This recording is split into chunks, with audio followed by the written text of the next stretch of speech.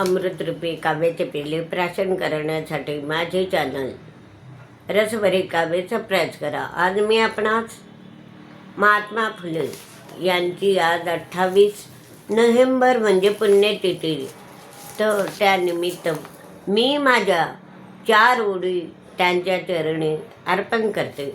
आता महात्मा फुले यांचा जन्म 11 एप्रिल 1827 साली झाला होता आणि मृत्यू म्हणजे आज 28 नोव्हेंबर 1890 साली झाला. आता हे आपल्याला हा महात्मा फुले म्हणजे जागतिक ऐतिहासिक माणूस, याची कारकीर्द म्हणजे सामाजिक कार्यकर्ते, विचार बनतो, जातीविरुद्ध लढणारे लेखक होते. आणि एवढंच काय, अस्पृश्याच्या शिक्षणाकरता झटणारे, जाती निर्मूलन करणारे आणि सर्वांना समान हक्काने वागवून घेणारे, सर्वांना समान हक्क पाहिजे, कोणी गरीब श्रीमंत पुरुष अस्पृश्य असा भेदभाव नको, अशा प्रकारचे हे महात्मा म्हणजे मागास जातीच्या लोकांनी सुद्धा शिक्षण घ्यायला पाहिजे असे महात्मा ही पदवी त्यांना अगोदरच लाभलेली आहे.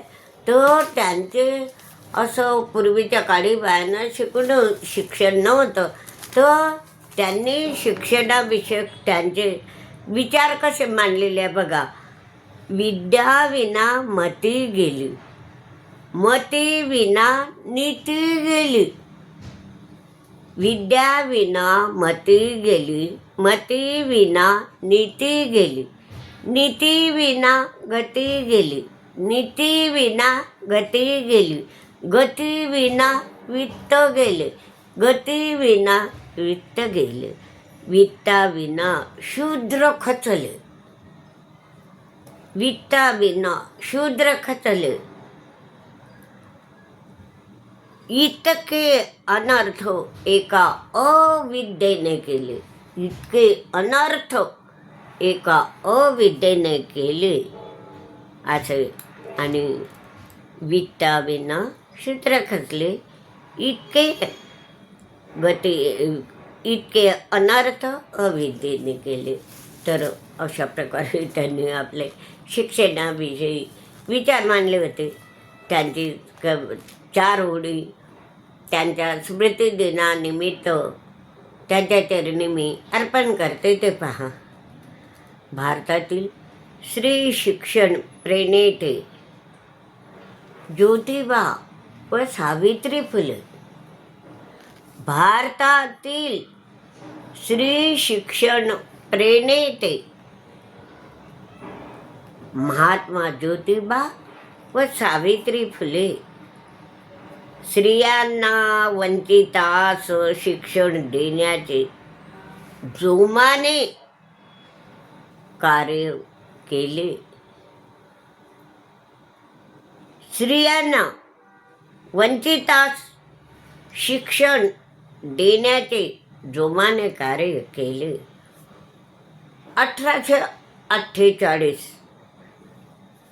1848 पुण्यात भिडेवाड्यात मुलींची पहिली शाळा सुरू केली ज्योतिबांनी.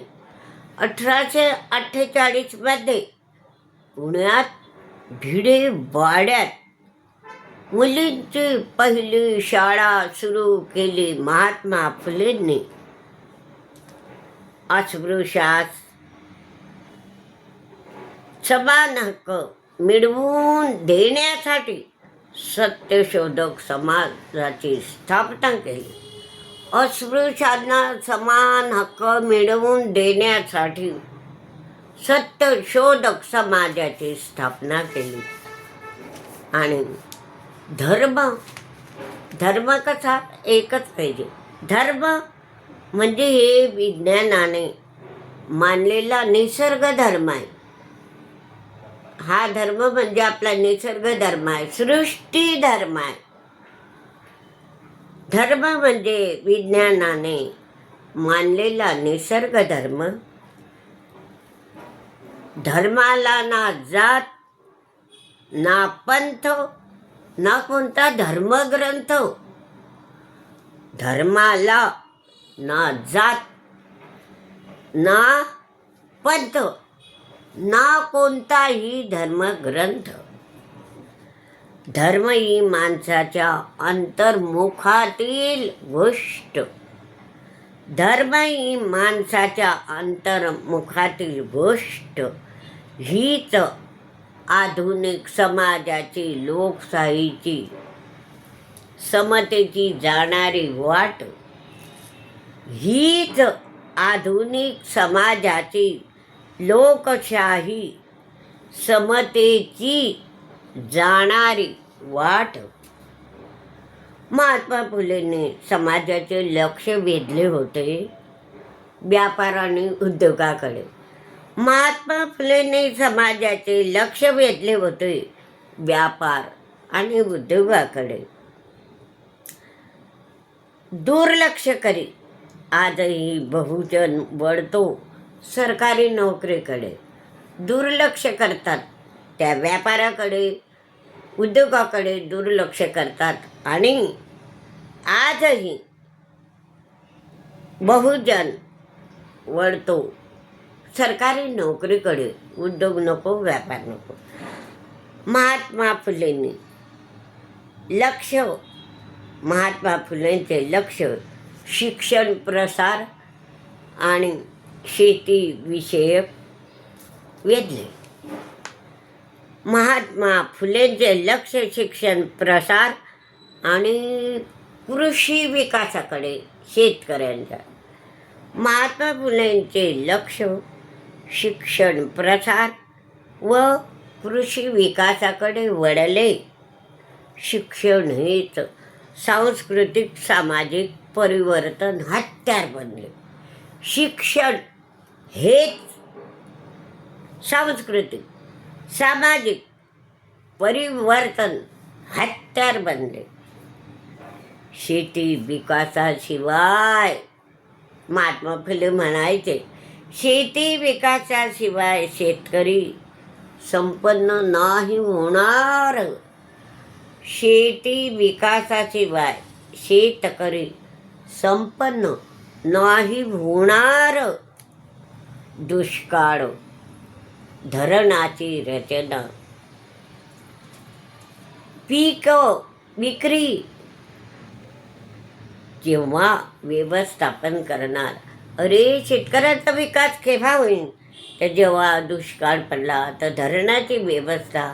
आता हे धान्य विक्री होते, काही असे धरणाची व्यवस्था करायला. दुष्काळ पडला त्याला पाणी पाहिजे पिकांना. अशा प्रकारच्या त्यांच्या योजना आखलेल्या होत्या. आणि तेव्हा तर म्हणजे महात्मा फुलेंनी आपलं जीवन अस्पृश्य, शेतकरी, स्त्रियांना शिक्षण याच्यामध्येच आपलं सगळं जीवन वेचलं. जरी त्यांना मुलबाळ नव्हते तरी महात्मा फुले आणि सावित्री फुलेंनी आपले सगळं भारतातील आपलेच मुलं समजून, दगडा शेणाचा मार खाऊन, हालअपेष्टा सहन करून, स्वतःच्या वडिलांनी घराच्या बाहेर काढून हार मानली नाही महात्मा फुलेंनी आणि सावित्री फुलेंनी. आणि त्यांनी परिपूर्ण आपलं जीवन समाजाकरता, वंचिताकरता, समान हक्काकरता अर्पण केलं. आणि आज आता त्यांच्या स्मृती दिनाला मी ज्या 4 बळी आपणापुढे सादर केल्या त्या अवश्य पहा आणि हा व्हिडिओ लाईक व शेअर करा. आणि शेवटी महात्मा ज्योतिबा फुले, सावित्री, महात्मा ज्योतिबा फुलेने कोटी कोटी प्रणाम, कोटी कोटी प्रणाम. हा व्हिडिओ लाईक व शेअर करा.